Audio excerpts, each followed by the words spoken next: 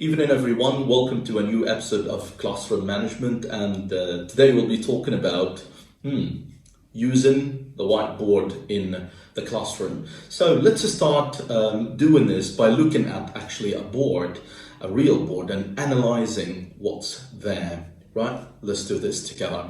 So when we look at this, when we look at the board, what we see is as you see, I mean, this is how the board looks like. It doesn't look very organized, actually. But again, what's wrong with this board? I mean, I myself, when I look at it, I don't feel very happy with it. But let's actually go through the reasons why this might not be a very effective board. And number one, look at this. She has seen the match. Why the S in she is not capitalized? Usually we start sentences in English with a capital letter. Well, some teachers might say, but Shadi, is it really important that we actually follow punctuation rules when we're writing on the board? I'll say, of course, because you'll be asking your students to follow these rules when they're writing. So it doesn't make sense that you ask them to do something that you don't do yourself on the board. And remember that also on the board, you try to set examples. You try to show your students accurate language models. So a sentence like this without a capital letter at the very beginning, that's wrong. Not only this, but also look at match. There is no full stop at the very end of the sentence. So again, no capitalized letter in the beginning, and also no full stop at the end. So we would say, not very good. Please follow punctuation rules when you're writing on the board, because that makes your board effective, of course. And again, look at the second sentence. They, not capitalized as well, same problem. And look at tired, no full stop at the end after tired. But not only that, more problems are actually on this board. Look at this. Oh, that's tennis. But is it the correct spelling? Well, the answer is no. That's incorrect spelling. So again, as a teacher, you need to be careful when you are writing words on the board. The whiteboard is so important because the students will copy from your board and take things back home. So if you put wrong information on the board, this information would be copied and taken home by students. And I always say that, yes, we're all human beings, we make mistakes. However, mistakes in speaking are less important and less serious than mistakes on the board, because speaking is spontaneous and it doesn't remain there. So if you say something wrong, it might go away, but when you put it on the board, it's there, okay, and the students copy it. So please be careful. Look at this as well, football. Now, why is football capitalized? Why is the first letter capitalized here? This is a word, a single word. Why would it be capitalized? We capitalize the letters at the very beginning of sentences, but we don't capitalize single words like these written on the board. So again, be careful, pay attention to punctuation on the board. And again, look at hasn't. Why is the H capital in the middle of the sentence? Punctuation over and over and over again. So be careful, please, when you're writing on your board. You need to set good examples for your students. You need to show them accurate language models, for God's sake. And finally, again, match. No full stop at the very end of match. Now, let's have a look at this. Okay, it seems that we've got here numbers from 1 down to 6. And it seems that the teacher here is trying to give kind of feedback for students by writing the answers on the board. But what is so weird here is why evening is written in small letters, and then morning you capitalize the first M. I mean, what's the point here? I would say morning is a single word, so keep it in small letters and don't use a capital letter at the very beginning. Some people might say Shadi, but we're numbering the points. Even the numbering, where is the dash after 1? Where is the dash after 2? What is this, right? There is no consistency here. So even in the morning in small letters, but then look at number 3, it is A. So are you writing the letters, the choices like A, B, C, D, or you are writing the actual answer? So please make your board consistent in terms of writing feedback on it or answers on it. And again, when you look at number 4, I mean, you actually see no answer at all. Where is the answer for number 4? It's not there. So again, I'd say this is a very confusing board. And look even at the spider web. What is karate doing up there? Why is it also capitalized, and why it is up there this way? And why there is no special section for this kind of a spider web that the teacher was trying to use? Again, no answers. So I'd say this is a very ineffective board. Now, let's go and look at how a board should be effective, right? And let's look at this board together.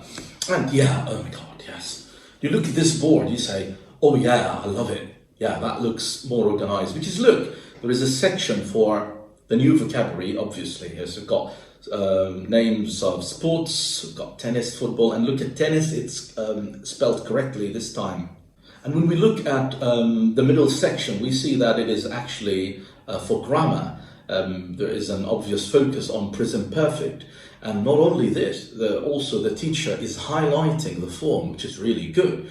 And the teacher is using different colors on the board. So we can see blue, we can see black, we can see red.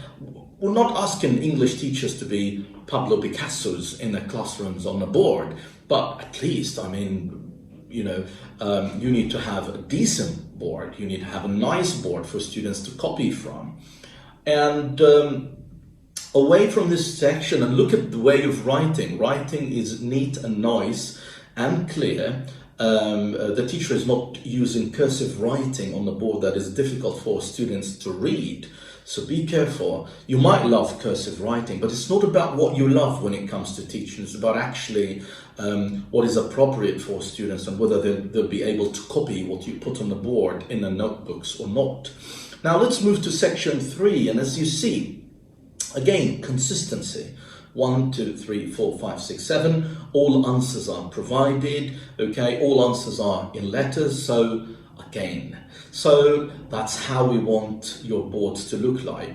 Some people might say, Shadi, can you give us a specific organization or some ways of organizing the boards? I'd say, be simple. Just divide your boards into 3 sections. If it is a small board, 2 sections. That's it. Just keep things clean and clear. That would be my advice, right? But you don't need to be an engineer to organize your board. It's not difficult. Now, so let's go to a summary of what we should do in order to have a wonderful whiteboard. And I'd say, number 1, a good WB should have clear handwriting. So as I said, avoid cursive writing. Some teachers might say, but Shadi, my handwriting is rubbish. What do I do? I say that's not your students' problems. You need to work on yourself and make sure that you know how to write on the board. Well, if you don't know how to do it and you think that would take some time, then be ready with flashcards where you write and type the words you're going to teach on your computer and then stick these to the board using magnets or whatever. Right? So, second point is have organized sections on your board. A section for vocabulary would do, a section for grammar. Some teachers ask, Shadi, what do we start with first? Do we put a vocabulary column on the right and then a grammar section in the middle and then this or that? I'd say there is no rule regarding what you write in the first column on the board and the second column and the third section. What I would say is it depends on what you start with first. If you start your lesson with grammar, then grammar would be in the first part, in the first section on the board. And then you move to the second section and you put information related to the second thing that you do in your classroom. And then let's come to this point here. Your board needs to show accurate language models. You cannot put wrong spelling on the board. You cannot make grammar mistakes on the board. Students will copy this and they will go home and they study it. So that's a big issue, so be careful. I will also say, make sure that you highlight important information on the board. So if you're focusing on present perfect, try to highlight the form there, maybe by underlining, by drawing circles, or by putting the form in a box. Do your best to make things clear for your students. And finally, consistency. Make sure that everything on your board is consistent in the way you put feedback and in the way you organize vocabulary. So if you're writing vocabulary on the board and then you try to write the word class in front of the word, then do this to all words. Try to show consistency while writing on the board. And finally, how will writing on the board actually affect your grading on professional courses like CELTEM, Cert TESOL, TEFL, you name it? Again, on a level 5 certificate, the board is really important. And as we do every time, let's have a look at a CELTA criterion where the use of board is really important, and which is criteria 5E. And when we look at criteria 5E, it says making use of materials, resources and technical aids in such a way that they enhance learning. Well, a teacher says, Shadi, but there is no mention of the board here. I would say, wait a minute. The board is the most important piece of material in the classroom. So making use of materials in such a way that they enhance learning. And I don't think that mistakes on the board would enhance learning. And I don't think that disorganization and writing things in a chaotic way on the board would help students.